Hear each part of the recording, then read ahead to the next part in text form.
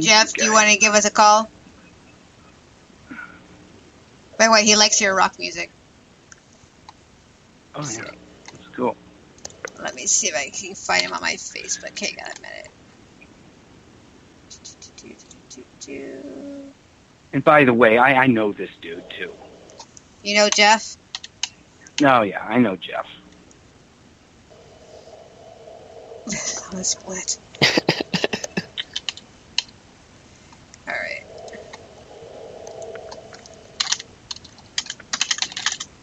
Want to call in. I'm just waiting for him to respond to my Facebook message. Anyway, so... Oh, don't know. He probably went night-night. It's past his bedtime at 8 o'clock. Yeah, it's 10:15 right now, so... All right. Well, all right. So, yeah, I don't know. Let Queen Elizabeth take over. I'm gonna say this is my opinion, and I'm sticking with it. I don't care what anyone says. Both Trump and Clinton are bad news, and we're screwed. Clinton is screwed in a handbasket, and let Queen Elizabeth take over. Does that? How come? But let me ask something. Just since you say that, why is Trump bad? Why is Trump bad? Okay, so first off, when he's actually doing his debate, he is hovering all over Hillary, back there as a predator. No, come on. Stop. Did you actually? I have the floor. Shush. Yes, ma'am. I am speaking. Yes. Okay.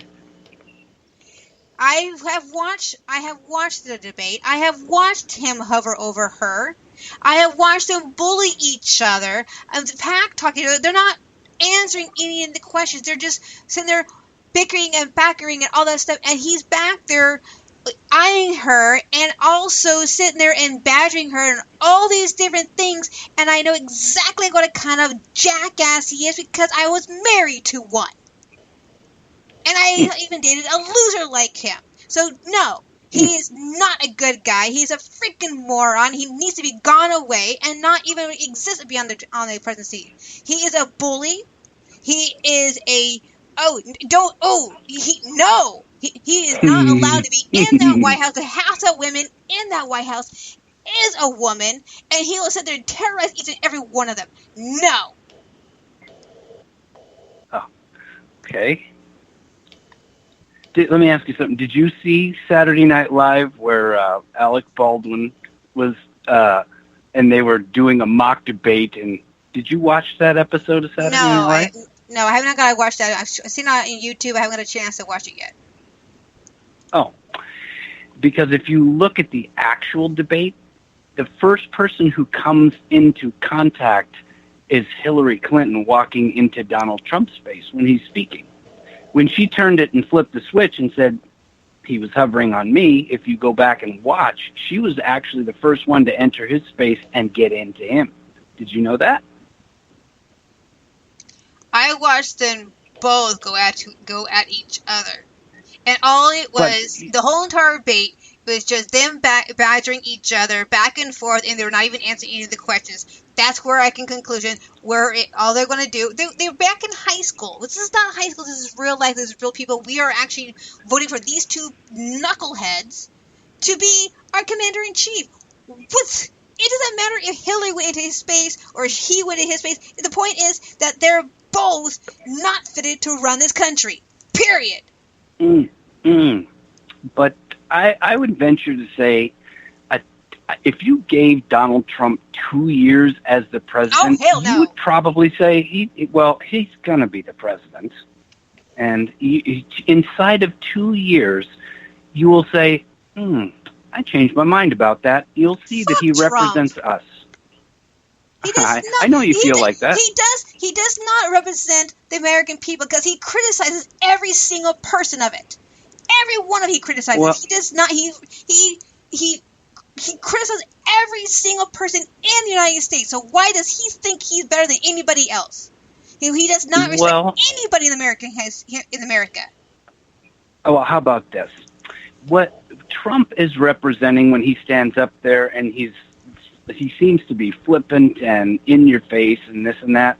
The thing is, it is true. Do you remember when that bombing happened out in San Bernardino, and there were a couple of terrorists that went back to a Christmas party, and they lit into their own workers, and it became a big thing? It's not, that event actually happened about 20 miles, 30 miles from my house. Okay?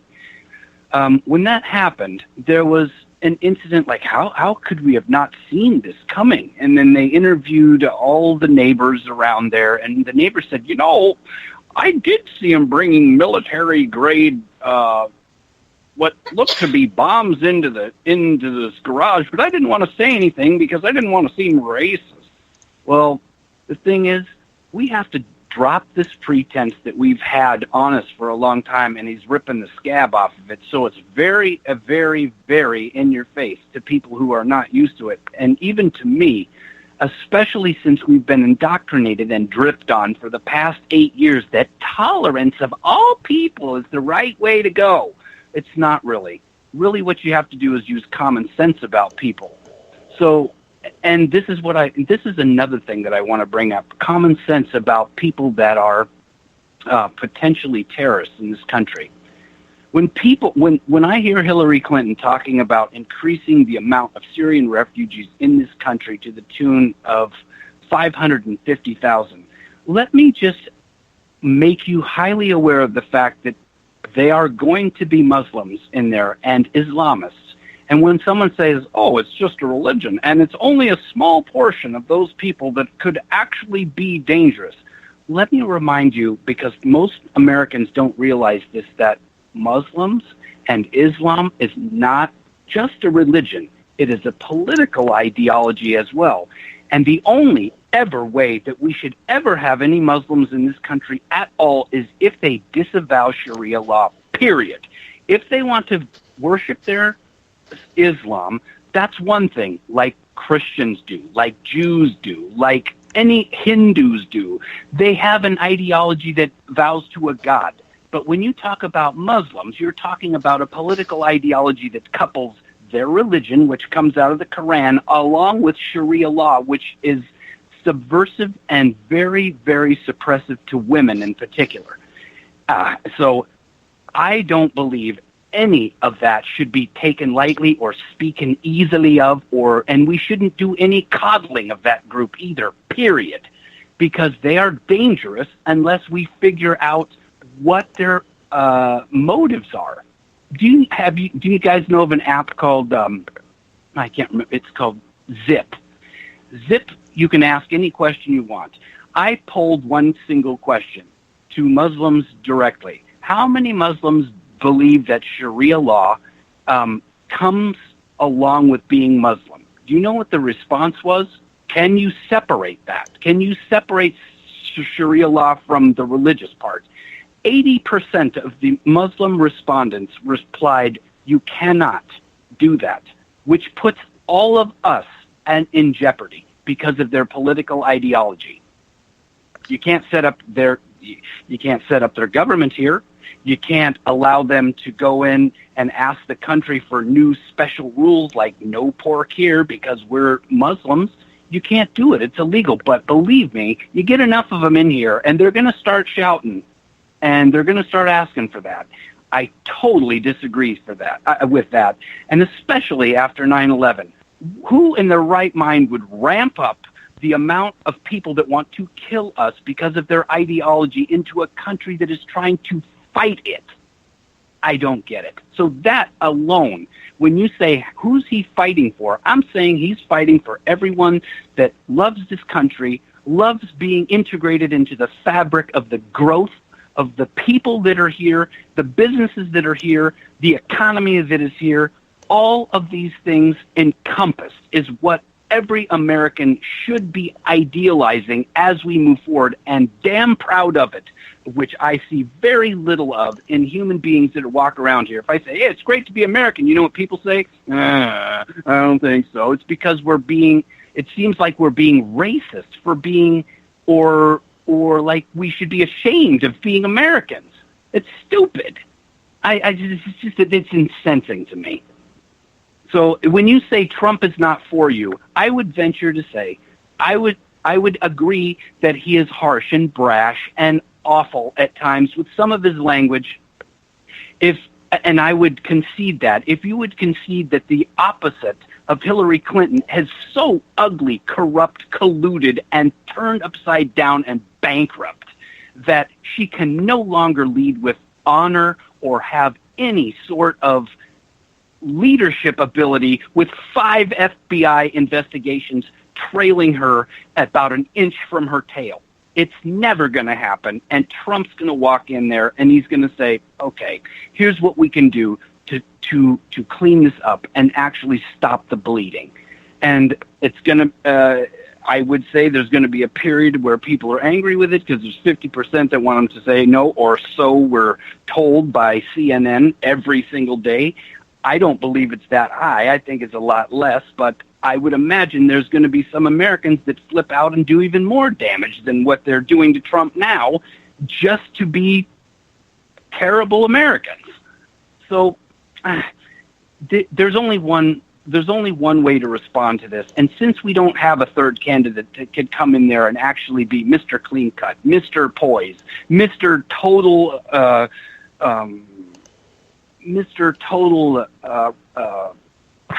what's the word I'm looking for?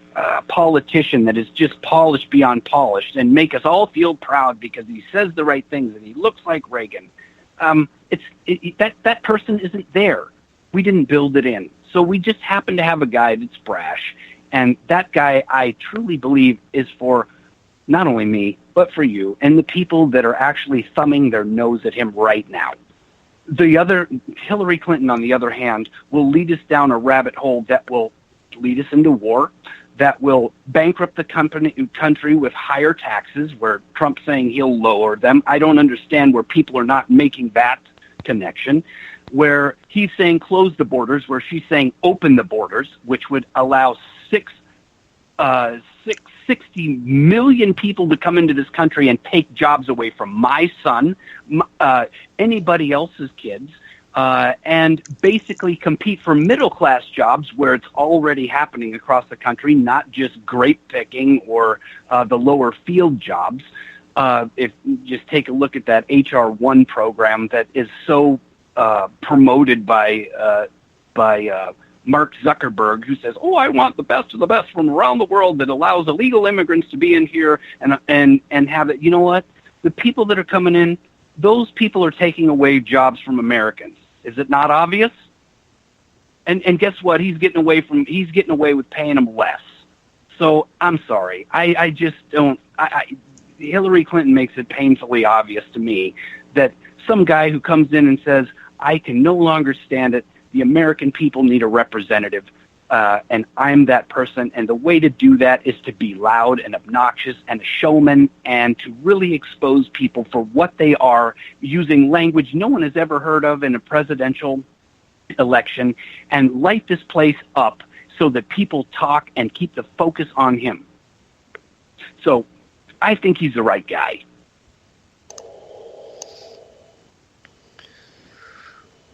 That's coming. Listen, I'm a Trump supporter, and this is coming from a Trump supporter. So, and to answer the question, let me see, what was the lady's name? Marjorie. She was saying, "What's his policy?" And I've heard this policy. Please go look at his 100-day plan. A policy. You don't need to know the specific plan of a policy. What you need to understand as a citizen is the direction that he wants to take the country. As long as you understand the direction, you'll understand the policy as it unfolds, because I'm sure that he rewrites part of it as he goes along, because he is what? Listening to the people as he goes. If you'll notice, he did that with his immigration policy. Initially, he was a total hard ass. Then he got together with some of the Latin American communities, or some of the Mexican groups that were here, and they got into his ear and they talked to him and they said, "Hey, what about this?" He actually did some listening. I can't remember the last time Hillary Clinton listened to people or politicians actually listened to us. It's so foreign to us that it seems like a hoax, like a lie, and I doubt it. I doubt it highly. And I really think that this person